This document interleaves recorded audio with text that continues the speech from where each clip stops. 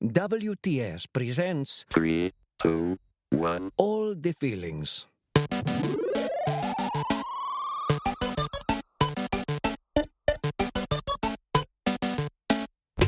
This episode. Fear.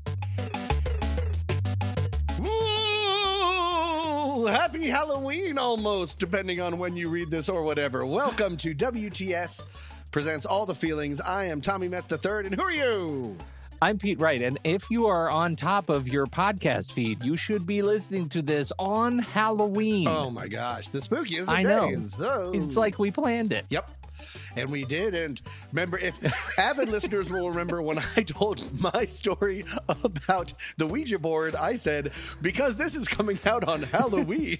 And that was weeks ago. I do not know how our release schedule works. So if you want to go back and listen to that segment, that was supposed to be my spooky segment. Oh, well. And you can fall in love with fall all over again. Exactly. So, Pete, how are you celebrating this? My shirt is made of pumpkin spice. Are you doing anything in particular? Your PSL shirt. Yeah. No, you know what? We don't normally do. I did replace every light in my house with hue lights, including all the outdoor lights, so that you can on change them? Fun. the very day they will be fluctuating. And now the Hue app actually has a cycle thing where you can say, give me this scene, and it throbs. Wow. So our house will be throbbing red on Halloween night. That I'm very excited And then about. do you stay in and give out candy? We open the windows in the upstairs and just throw candy as hard as we can down onto the sidewalk below. But what do you do for Halloween? Passersby.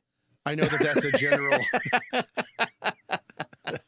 Yeah, we give out candy and we watch movies. And fun. I don't know what the fun. movies are going to be, but it's usually it's like a shark movie or some sort of monster attack movie. Yep.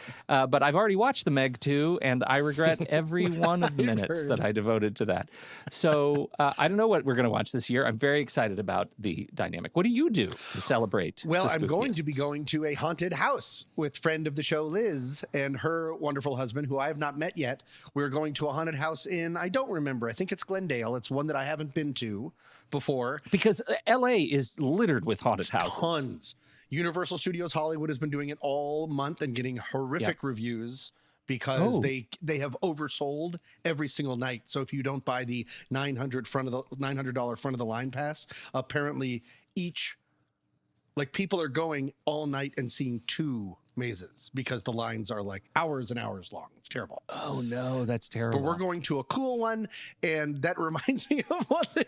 The last time I went to a haunted house, which was actually years ago, I apologize if I've told this on the podcast, but I'll tell it very, very quickly. I have this thing because I get very scared at haunted houses. I love them, but I go in like a raw nerve, as I do most things. I'm not like, oh, nice boo. I'm very into it. And I do this thing where I will scream what I see. And so I don't just go, ah. And so there was this one time we went through this thing, and it was through a scary kitchen. Like there's pans and stuff and things. And this butcher runs out with this knife. And I go, pans! Because I saw pans on the wall. And I think I scared the butcher. So yes, I will be looking. Turns around and says, "Where?" I know.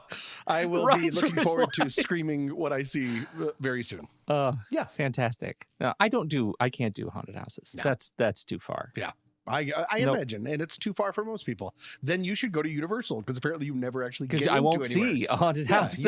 If you hate money and you hate screaming, go to Universal Studios. But why are we talking about all of this scary stuff? Today's episode is about what, Pete? It's about fear. Fear. Noun. An unpleasant emotion caused by the belief that someone or something is dangerous, likely to cause pain or a threat.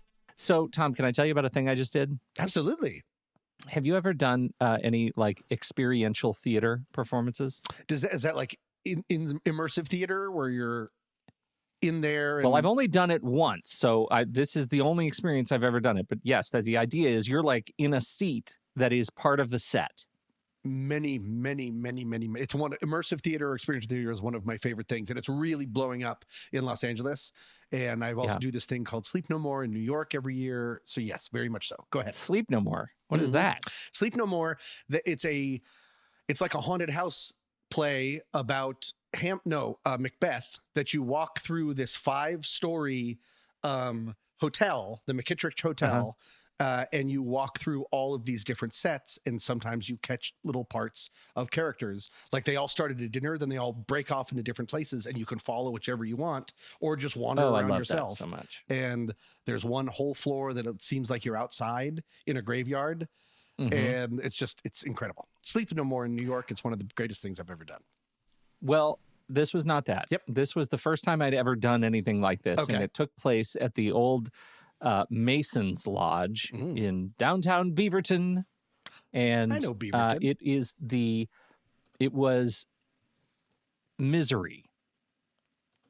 The movie or the experience? Right. Oh. I don't know, the experience. It was the experience, and it was written by William Goldman.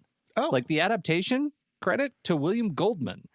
And the whole idea, you walk in and it's this giant space that has been cordoned off by different sort of obstacles like hollow doors, things like that. And you're sitting in the furniture on the set, and the set is the cabin where Misery takes place. So those who aren't familiar with Misery, it was originally the Stephen King book, and it was adapted into the great movie with what's his name and what's her name, and they were fantastic. Kathy Bates. I'm your number, Kathy Bates. Won the and Academy Award. James Caan, and I'm your number one fan, and it was really, really great.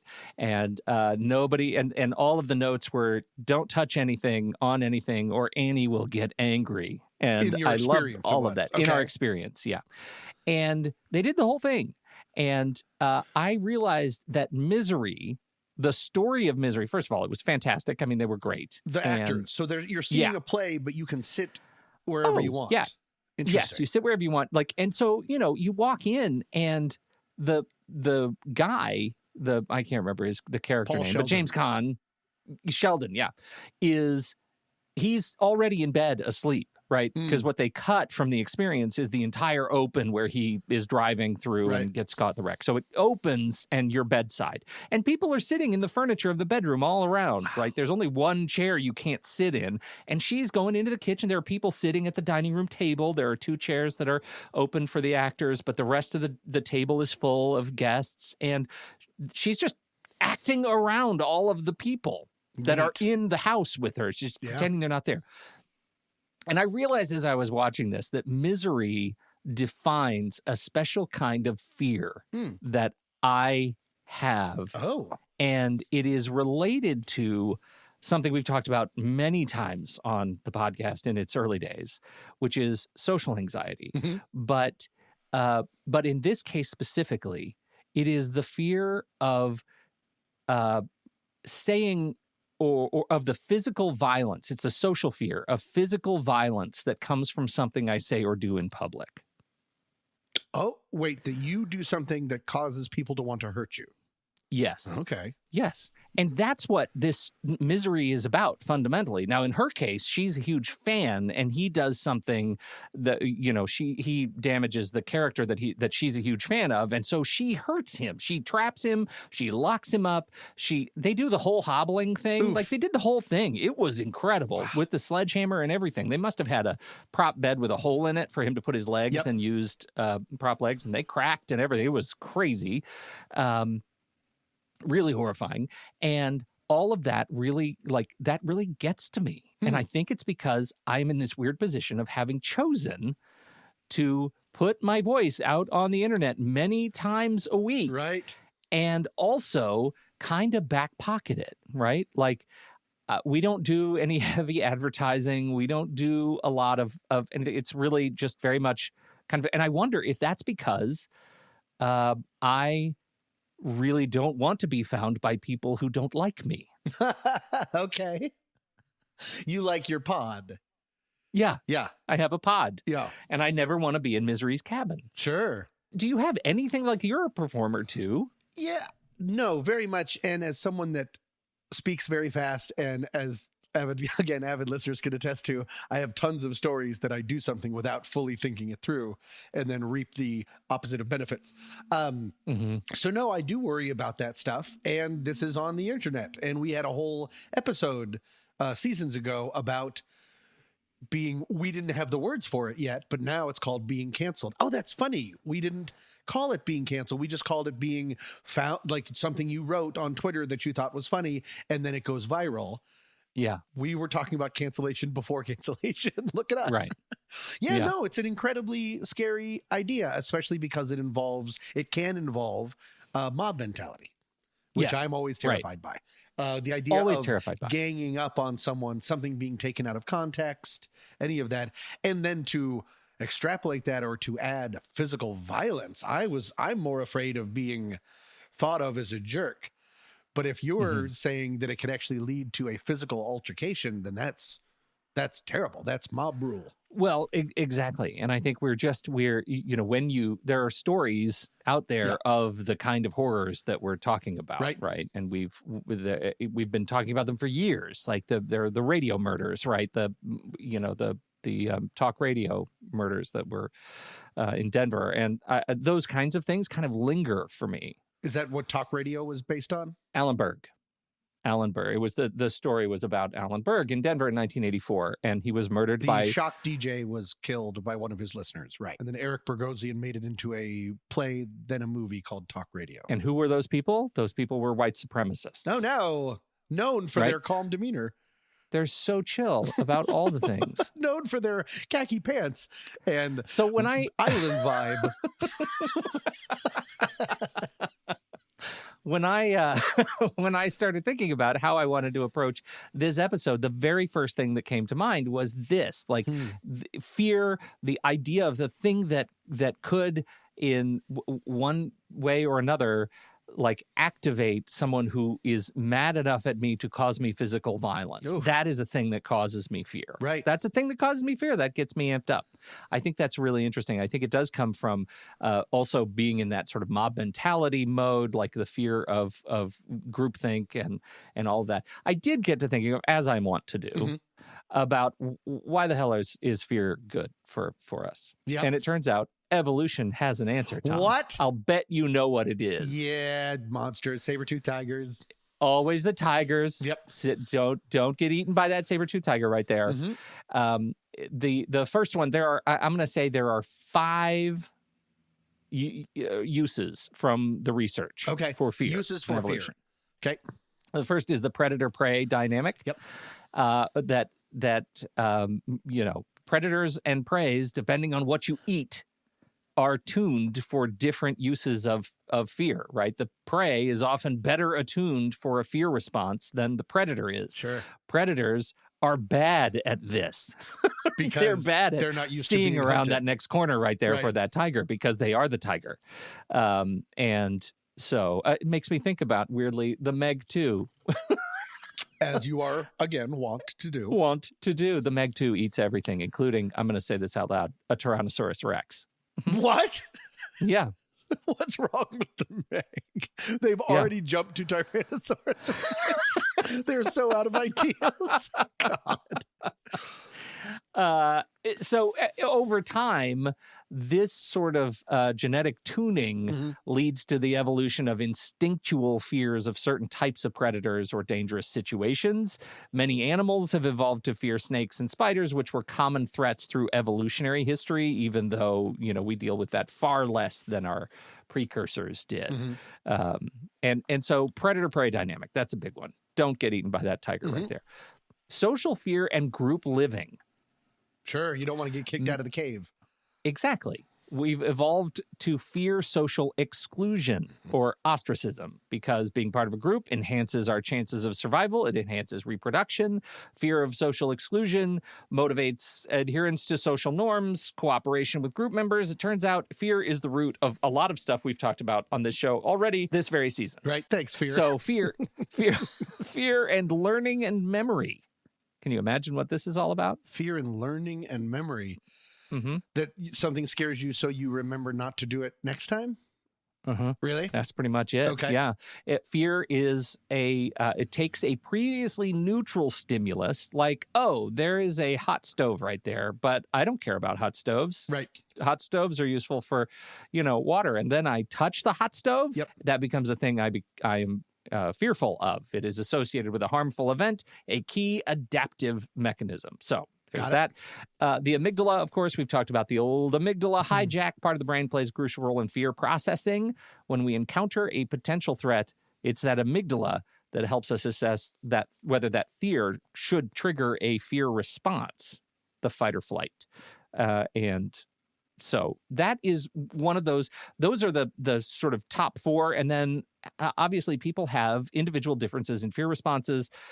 Differences can have an evolutionary basis. Some people might be more prone to fear response because in our evolutionary past, being better safe than sorry provided a survival advantage, which leads to whether or not you can see yourself as sort of more conservative around potentially fearful situations. Okay.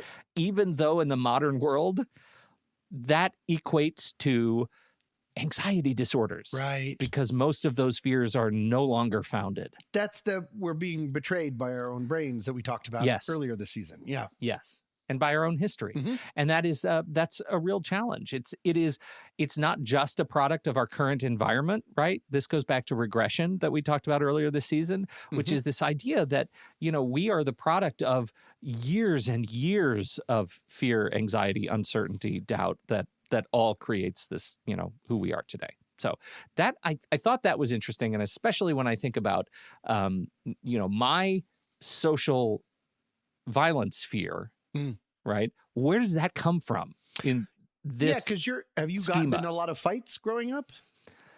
Well, you remember Joe, the slap fight Oh, no. Yes. on the playground. And then there was We that talked horse about that. That mounted was- you. I don't know if that counts as a fight, but you That were was mounted not by this a horse. season. That was not this season? That was not this season. It's all one long season. I can't believe you remembered that. Yeah. There's another episode in our history where I do talk about the fact that I was riding a horse and another horse mounted that horse while I was on it. Yeah. I was a real I think creamy center I in an remember- Oreo horse cookie. I think I remember that because that's like me touching a hot stove. My brain was like, well, this is there. This is there forever. Yeah, that is interesting of why you would, because that is not something that I fear that much. So why do you think that is? And it is, I just wanted to butt in again, while I'm talking, I'm butting in on myself, is to say that that's a big part of my, shout out to Bonnie, my therapist, that our work on is she's said a bunch of times that is an old fear. That no longer applies. That applied when you were a child. That applied when you were a teenager because of this. Now it's just hanging around. So we're really trying to separate what is an appropriate fear versus an old or irrational fear. Sorry. Go ahead. So here's my theory. Okay. In 1984, when Alan Berg happened, I was 14. Alan Berg, the shock DJ that we talked about. Yeah. Okay. Yeah, in Denver. I was in Colorado Springs. My dad was the news director of a television station in Colorado Springs. Huh. My life existed in local news. And everything I came home to at the end of the day revolved around my dad's relationship with the public. Huh. And there is something about this that takes me back to that place as a child. The fear that I have about listeners doing violence to reporters, to, talk DJs, whatever, I think it goes back to that. That's where my head and my heart go first.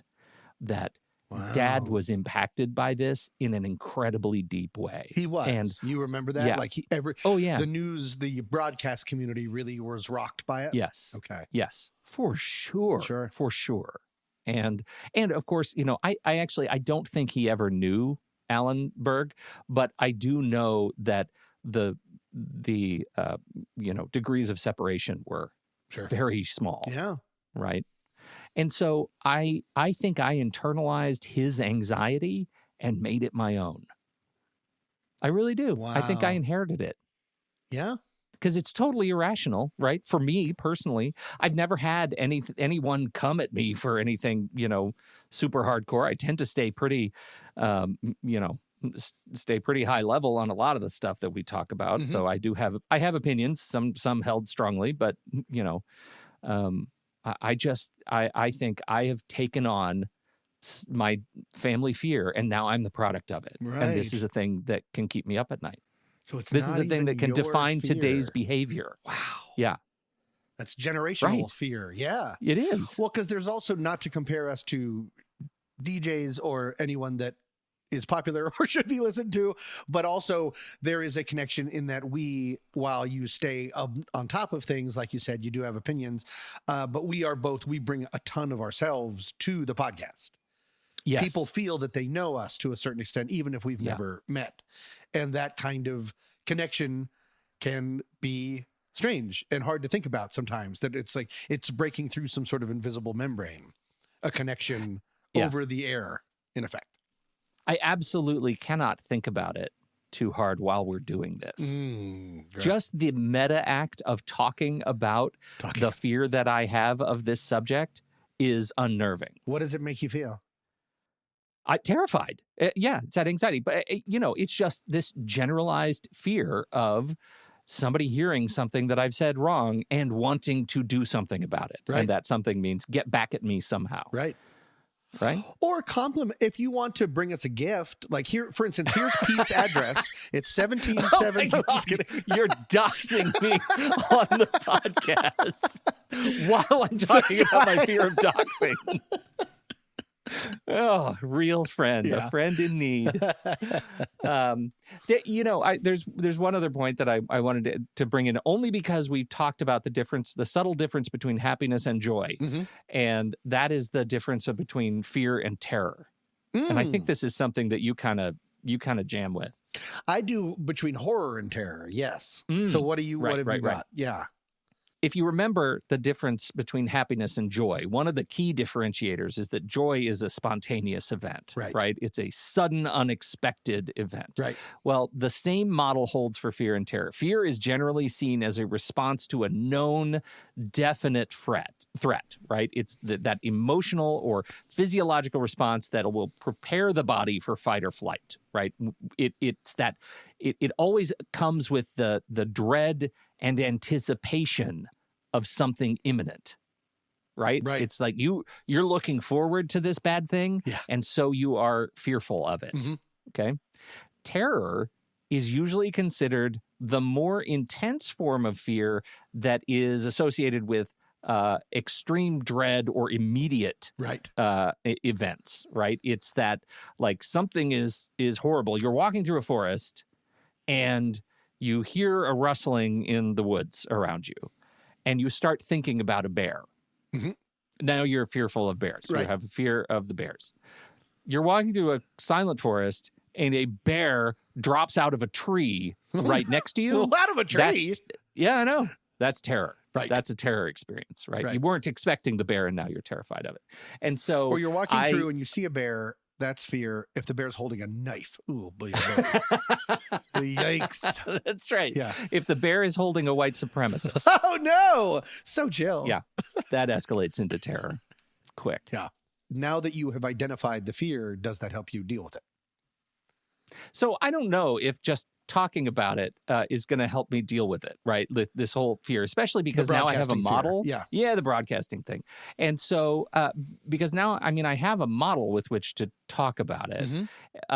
And the fear is the ever-present dread of screwing up. And the terror is walking out my front door now that you've doxed me and having people standing there with a knife quite suddenly. Yeah.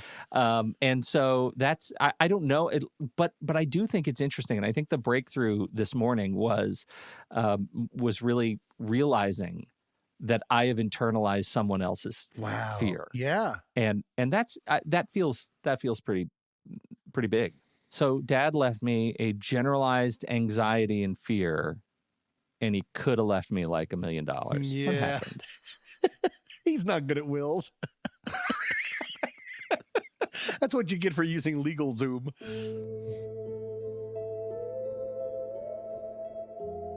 And now, the world's shortest horror story, written in 1948 by Frederick Brown, Knock, adapted by Tommy Metz III. the last human on Earth sat alone in a room. There was a knock on the door.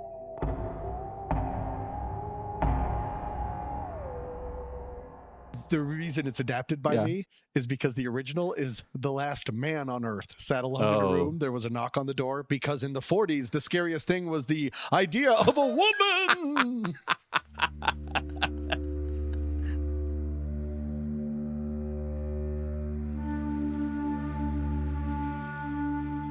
The first ghost story my dad ever told me was the story of the man with the golden arm.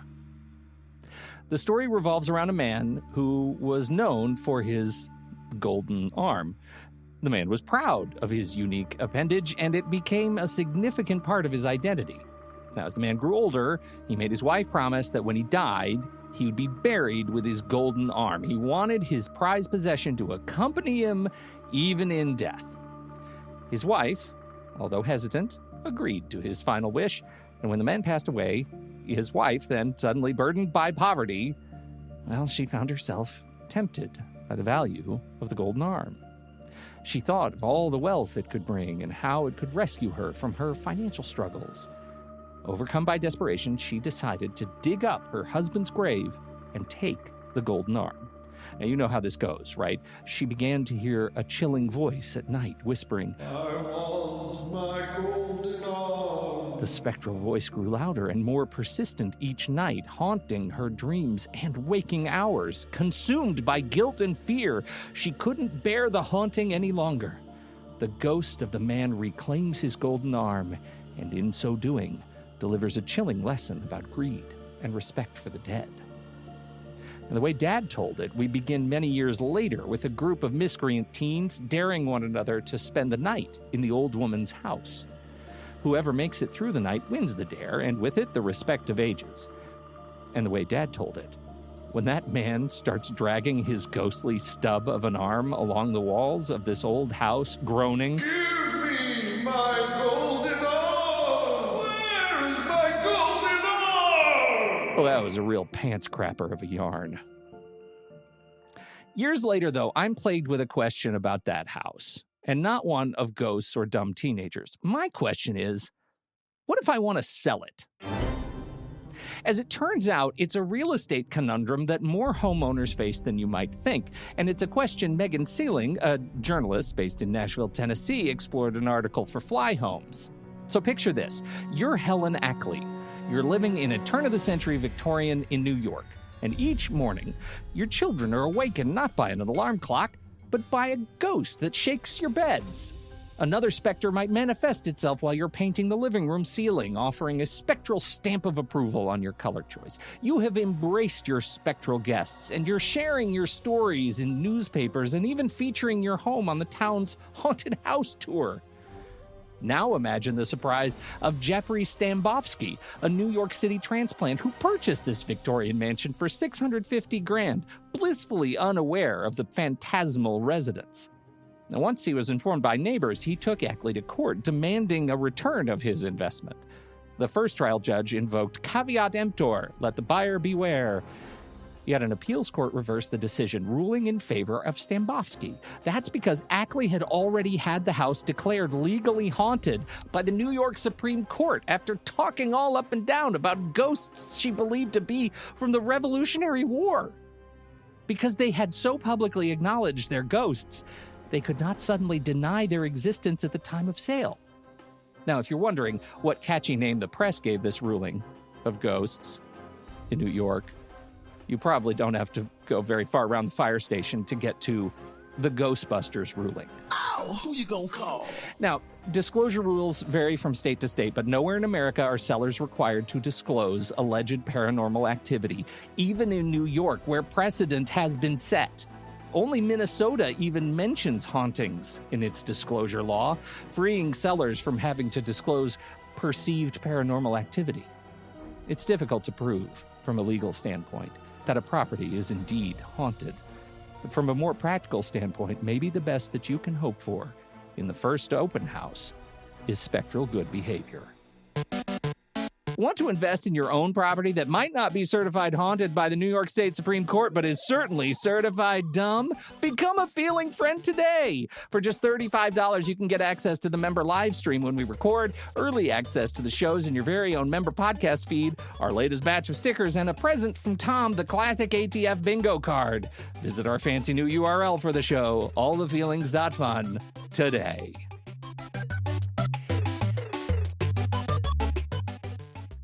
Sneaky Pete, I have a quick quiz for you to shake off the spooky cobwebs. Are you ready?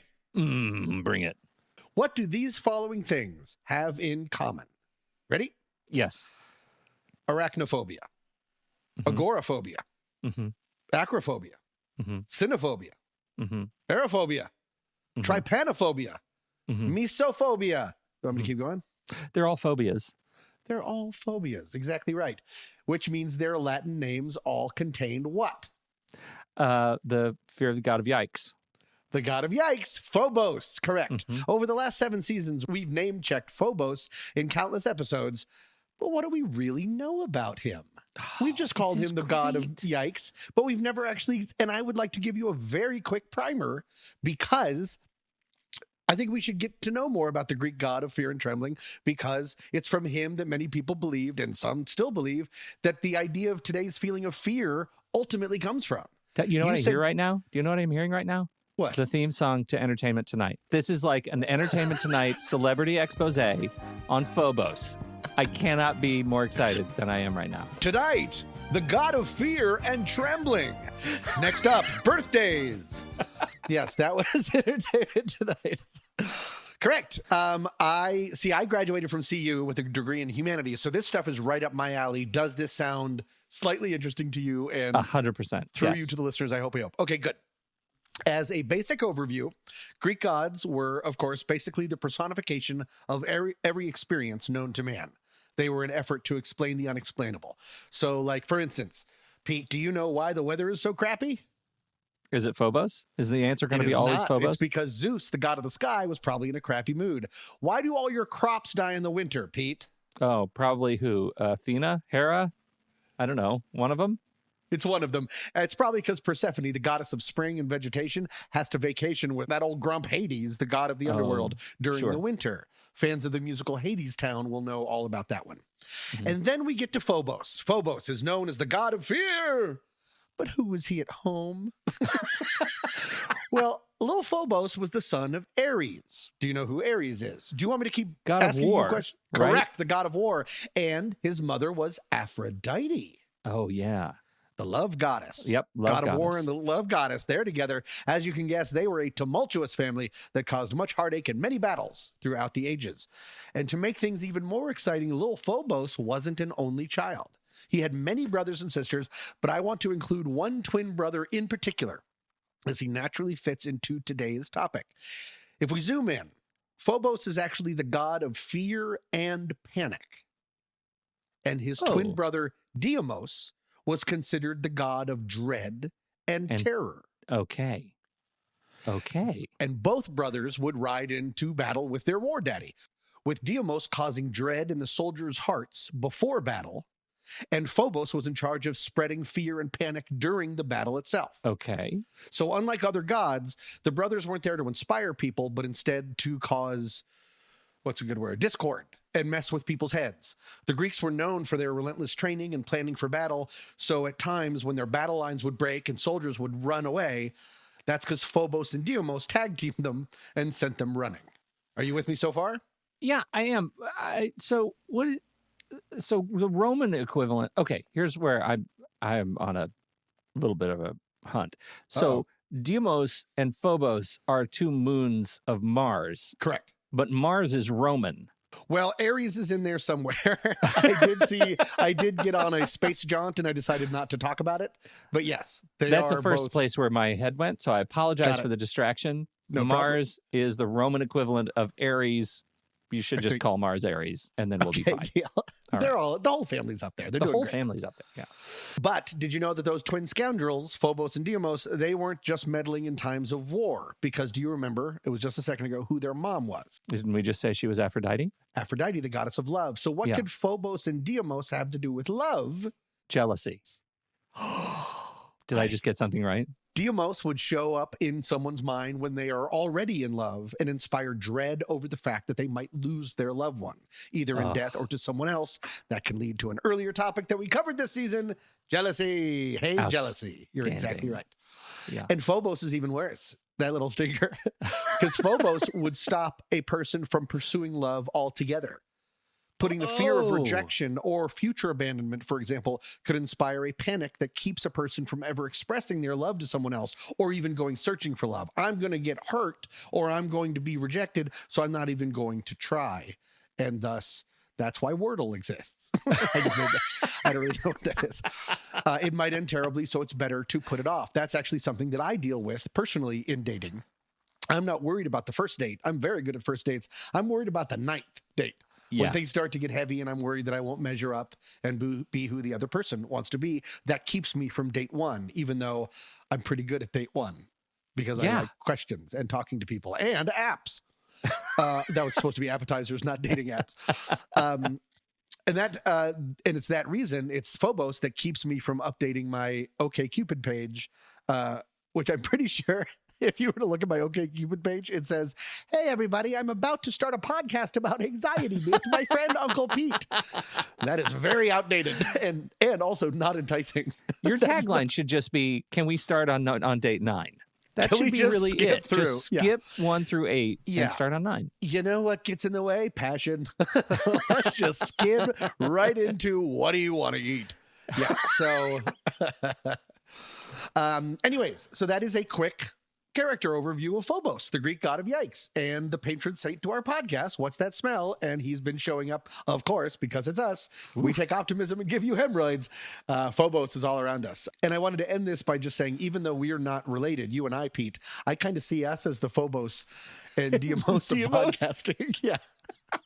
A friend of the show, Justin J, recently texted me that he listened to our episode on stress, and I asked him what he thought, and he said it stressed him out because now he's afraid his brain has shrunk from all of the stress in his life. Oh, and that it probably that's for has. sure.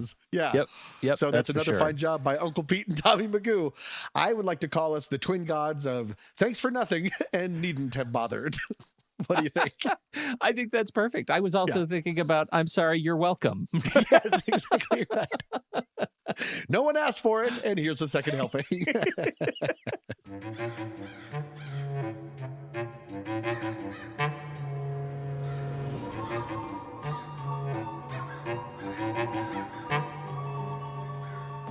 Thank you all so much for joining us on this episode. This week's tune is Mad Crows by Captain Cubes.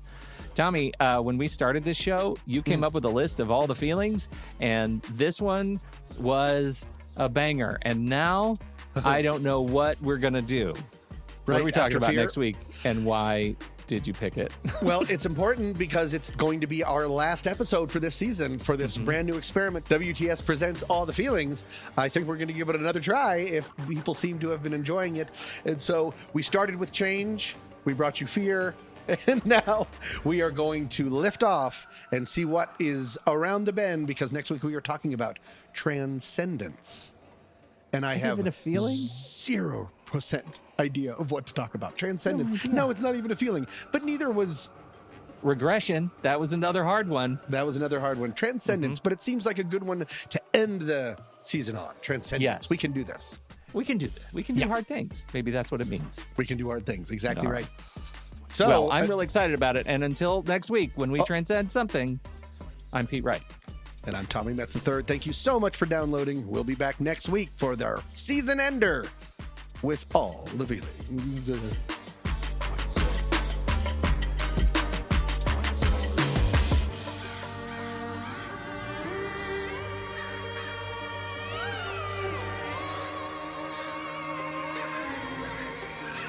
One, two, three, four.